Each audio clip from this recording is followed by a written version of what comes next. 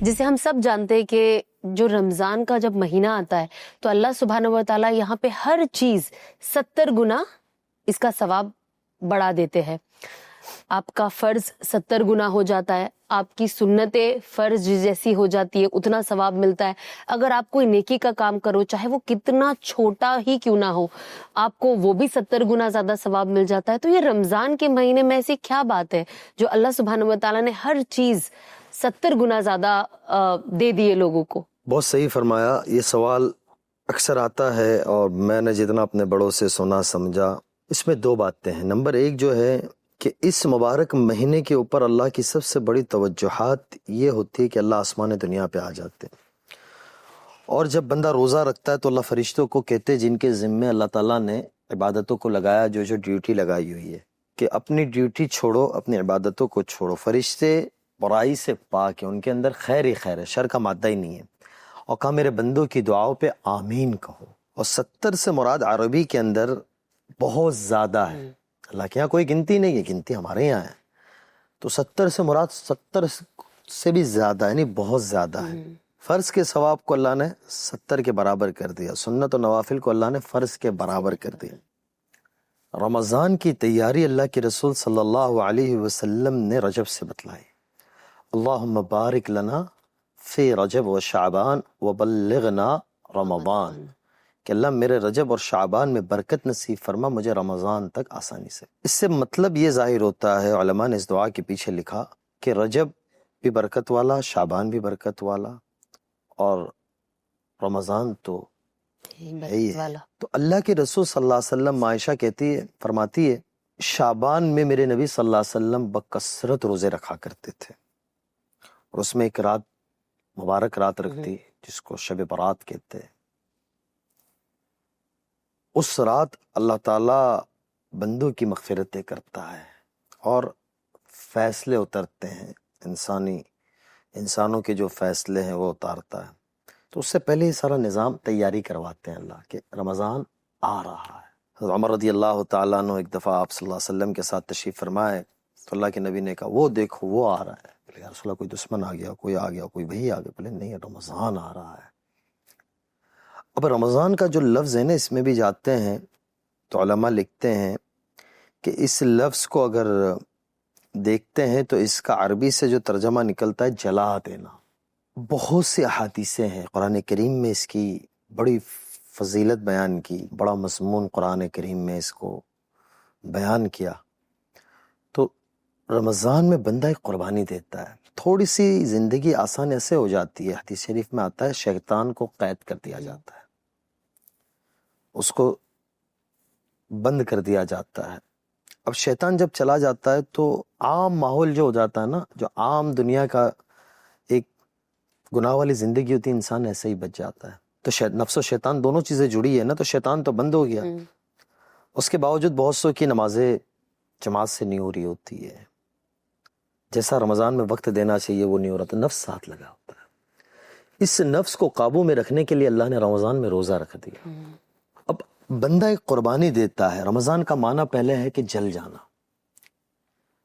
تو کیا مراد جل جانے سے؟ تو جل جانے سے مراد علماء لکھتے ہیں کہ بندہ صبح کے وقت سے روزہ رکھ رہا ہوتا ہے,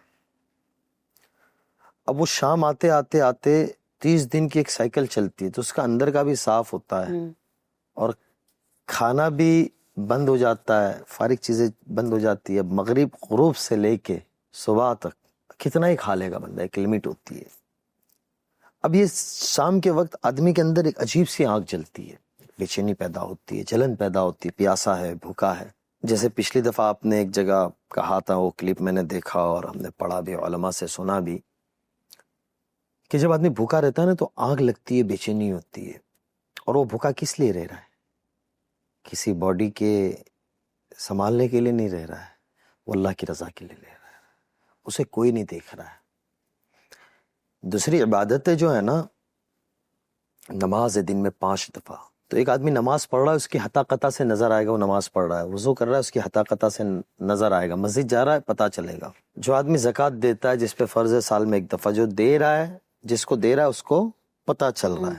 حج ہے, 8 ذی الحجہ کو احرام پہنے گا اور مینا عرفات جا کے مزدلفہ سے آ کے رمی کر کے اتارے گا تو پتہ چلتا ہے کہ یہ حج پہ جا رہا ہے. تو یہ ساری ظاہری عبادت ہے. روزہ باطنی عبادت ہے. جس نے روزہ رکھا ہے اگر وہ اپنی زبان سے نہیں بتائے گا تو پتہ نہیں چلے گا کہ روزہ ہے.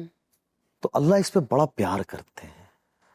اب یہ رمضان کا معنی روزے کے ساتھ کر دیا, رمضان کو روزے کے ساتھ خاص کر دیا. اب یہ جو آگ لگتی ہے نا تو سارے سال کے گناہ ہوتے ہیں. ہماری 24 گھنٹے کی زندگی میں ہمیں انالائز کرنا چاہیے, دیکھنا چاہیے کہ میرے 24 گھنٹے صبح سے اٹھنے سے لے کے رات سونے تک میں نے کتنے اللہ کو حکموں کو پورا کیا, کتنے اللہ کے حکموں کو توڑا, اللہ کے بندوں کو کتنے حکموں کو پورا کیا, ان کے کتنے حکموں کو توڑا. تو اللہ جن لوگوں کو یہ توفیق دیتا ہے وہ دیکھتے بھی ہے, توبہ استغفار بھی کرتے ہیں. میرے جیسے بہت سے ہوتے ہیں انہیں یاد بھی نہیں ہوتا, کتنے اٹھتے بیٹھتے گناہ ہو جاتے ہیں. لیکن اللہ اپنے بندوں سے پیار کرتا ہے. اب وہ سارے سال کے گناہ معاف کرنے ہیں. تو اللہ رمضان لے کر آتا ہے اور پھر روزے رکھواتا ہے, اور ایک بدن کی جو آنکھ پیدا ہوتی ہے اس میں ایک بھٹی بناتا ہے اور اس میں سارے سال کے گناہ ڈالتا ہے اور اللہ اسے چلا کے اس بندے کو صاف کر دیتے ہیں. سوچے اور اس پہ غور کرے کہ اللہ کتنا خوش ہوتا ہوگا.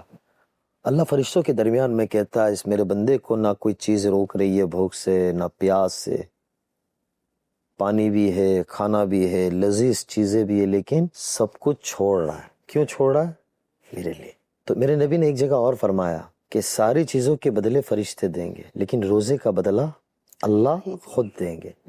تو اسی لیے اس کے اجر کو بڑھا دیتے ہیں, اور یہ اجر اسی کو ملتا ہے جو رمضان کے اصول ضابطوں کو فالو کرتا ہے اور اس میں جو کہا گیا ہے اس کرنے کو کرتا ہے, جس سے روکا گیا ہے اس سے رکتا ہے.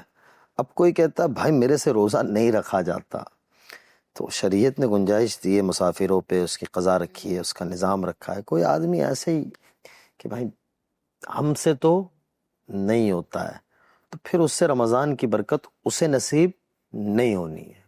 تو یہ اس کا پس منظر ہے جو میں بتلا پایا, اللہ کرے سمجھ آیا ہو.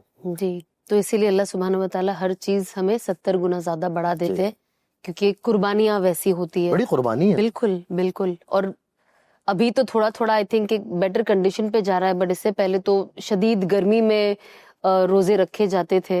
اگر آپ دیکھو تو بہت گرمی ہوتی تھی جب مارچ اپریل جب ہوتا تھا, اینڈ وہ ٹائم مارچ ہے, اپریل مئی کی 3-4 سال پہ.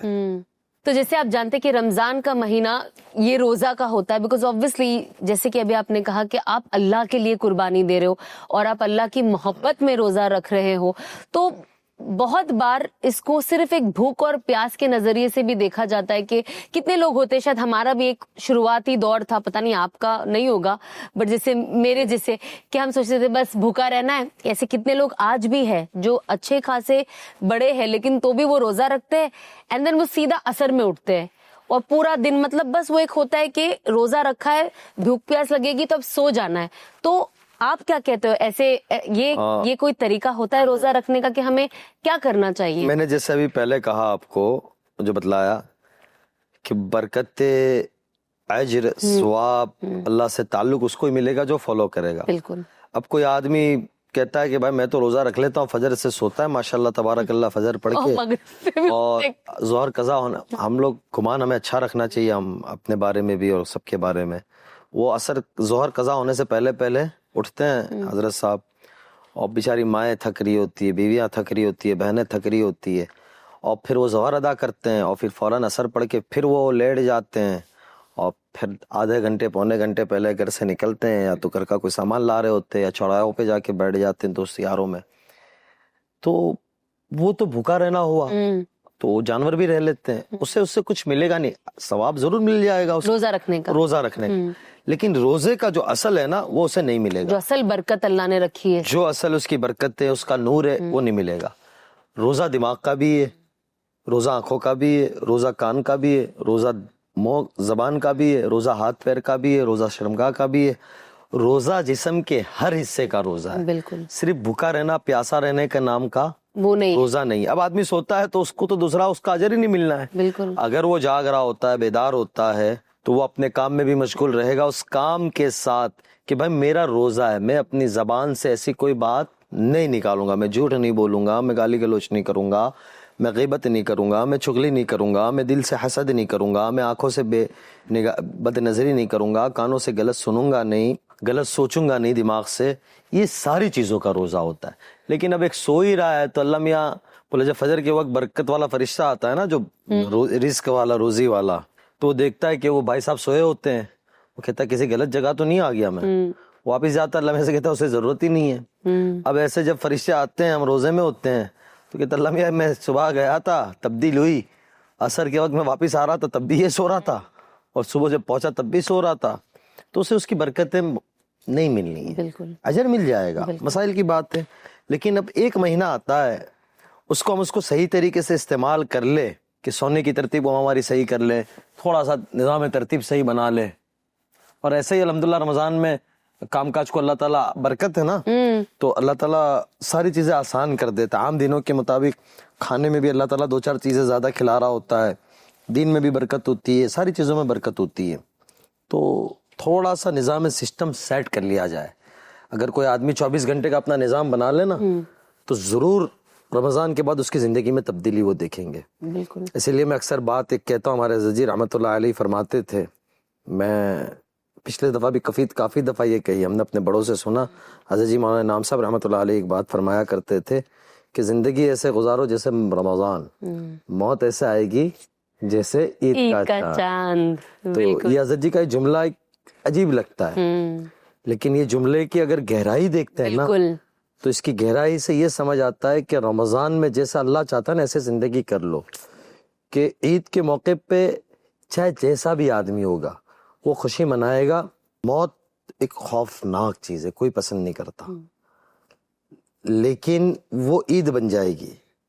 تو یہ مثال بڑی زبردست ہے، اس سے پتہ یہ چلتا ہے کہ رمضان کو صحیح گزارنا چاہیے. ایسا نہیں کہ بھائی صبح سحری کی اور پھر فجر کی نماز بھی وہیں دسترخوان کی بازو میں ہی پڑھ لی. مولانا صاحب نے الصلاۃ خیر من النوم رمضان میں بھی کہا، لیکن کہا کہ مولانا آپ کہتے رہو میں یہیں سوؤں گا. وہ سو گیا اور پھر 8 بجے آنکھ کھلی اور پھر جا کے بلینکٹ لے کے پھر دوبارہ سو گیا. مائیں آواز دیتی رہتی ہے، گھر والے آواز دیتے رہتے ہیں، لیکن ہمیں پھر کہتے ہیں ہمیں مت چھیڑو، ہمارا روزہ ہے بھائی، روزے میں بات مت کرو. ارے تو کوئی اللہ میاں پہ احسان تھوڑی نا کیا ہے ہم نے کیا ہم پہ ہمارے سے بات مت کرو. تو کہتے ہیں بھائی اس کو مت چھیڑنا. ہم لوگ جب چھوٹے ہوا کرتے تھے تو ہمارے کوئی دوست وغیرہ بولے اس کو رمضان میں نہیں چھیڑنے کا، خاص طور سے بولے ظہر کے بعد عصر کے بعد چھیڑنے نہیں. تو بولے کیوں؟ بولے بس وہ کنٹرول نہیں ہوتا. تو کیا بھائی بھوک پیاس ایسی ہو جاتی کہ آپے سے باہر ہو جاتی. تو یہ بھی غلط بات ہے، یہ بھی نہیں ہونا چاہیے. بیلنس ہونا ضروری ہے. بالکل.